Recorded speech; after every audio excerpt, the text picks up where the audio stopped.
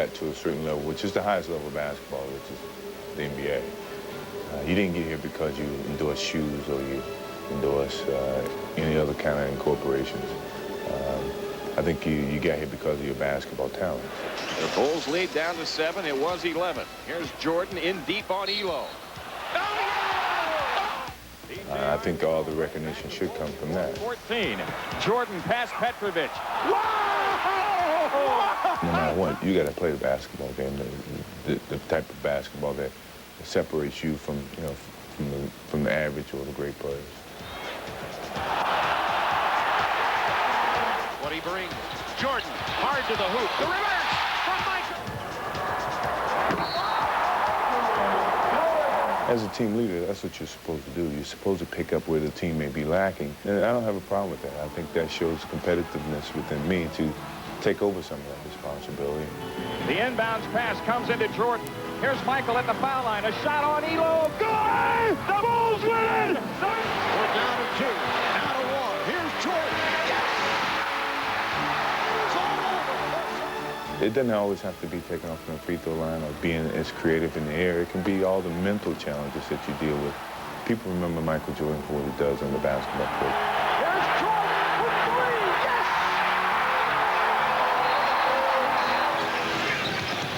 Jordan trying to shake off Starks. Oh, what a move by Jordan! It counts. You have to look within yourself and set certain expectations for yourself to drive you each and every day. So when you walk away from the game, you can say you gave every little bit that you could, and each and every day you went out and you tried to find a new challenge to prove. 11, 10, Jordan a drive, hangs, fires, scores! He scores! The Bulls lead 87-86.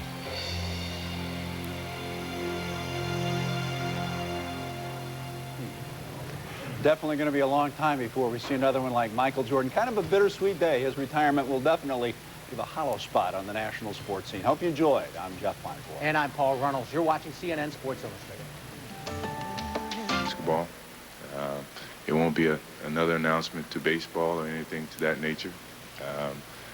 I think everyone has their own reasonings. There's been a lot of speculations in terms of why. I'm pretty sure I get to that point once you guys get the opportunity to ask questions, but I want to say thank you. Hello, everybody, and welcome to a historic day on CNN Sports Illustrated. I'm Dave Branch. Somehow you hoped the facts would show up at the Bulls offices that said, psych, or just kidding, or maybe even, I'm back again. But as you saw, none such was forthcoming.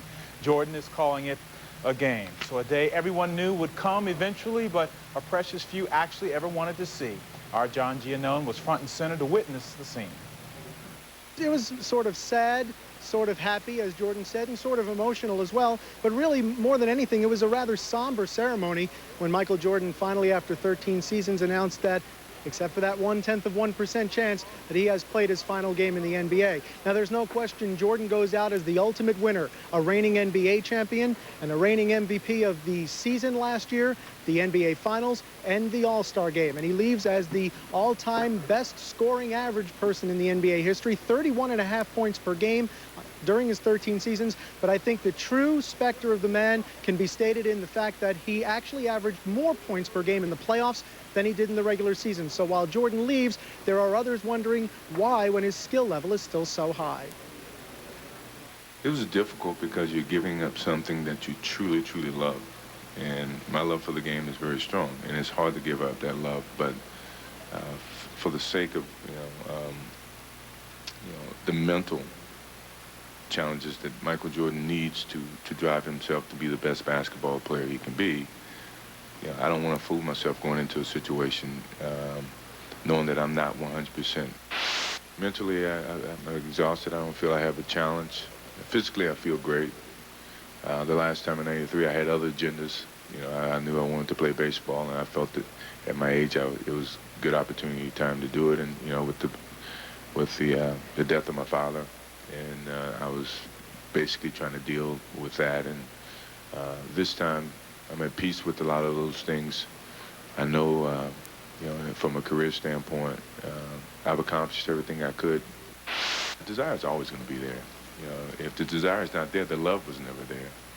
But I have to make a judgment in terms of You know, the desire, you know, all the time I step on the basketball court, not, you know, 1/4 of the time, but every time I step on the basketball court. And I can't honestly say that's going to be there every time I step into this building for 82 games or 100 and some games that we play in the course of the year. So it's sad that I have to, you know, that I'm leaving the game, but it's happy because my life is starting to go into a whole nother stage. Basketball, for me, was the first stage. It got me to this point in my life, and, you know, I knew it had to end. It's never going to be another Michael Jordan. It's never going to be another Dr. J. I knew that. It was never going to be another Elgin Baylor. I knew that. So the kids of tomorrow, it's never going to be another Michael Jordan. Most of the cameras at this hour are somewhere else. And I want to say, on behalf of my wife from Chicago and myself, that we wish Michael Jordan well. We admire him, we like him very much, and we thank him for years of thrilling exploits. In my life, I don't know that I ever saw another athlete with such a remarkable set of qualities of mind, body, and spirit. Now the president's sentiments echoed by everyone here who either knew Michael Jordan, played with Michael Jordan, or just got to watch Michael Jordan play. Now, 5 years ago, when Jordan retired for the first time to go on that baseball fantasy camp with the White Sox, his number 23 was retired here to the rafters of the United Center, right between the number 4 worn by Jerry Sloan and the number 10 by Bob Love. That banner has been restored here at the United Center. And interestingly, Bulls chairman Jerry Reinsdorf said he would like to see the number 23 retired by every team in the NBA, the same way baseball did with Jackie Robinson. That's all for now from the United Center in Chicago. Let's go back to Atlanta. All right, and of course, Jordan saying there's a 99.9% chance he wouldn't come back. Stick around for a 30-minute special as we look back at the career of one of the greatest players of all time. Simply the Best, hosted by Bob Lorenz today at 5, 8:30, 10:30, and 11:30. The mouth that roared has roared. Time before we see another one like Michael Jordan. Kind of a bittersweet day. His retirement will definitely leave a hollow spot on the national sports scene. Hope you enjoyed. I'm Jeff Feinberg. And I'm Paul Reynolds. You're watching CNN Sports Illustrated.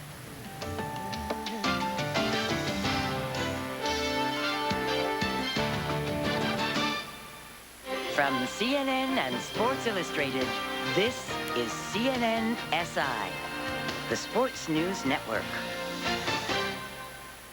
Even with the same teacher, the same books, and the same design.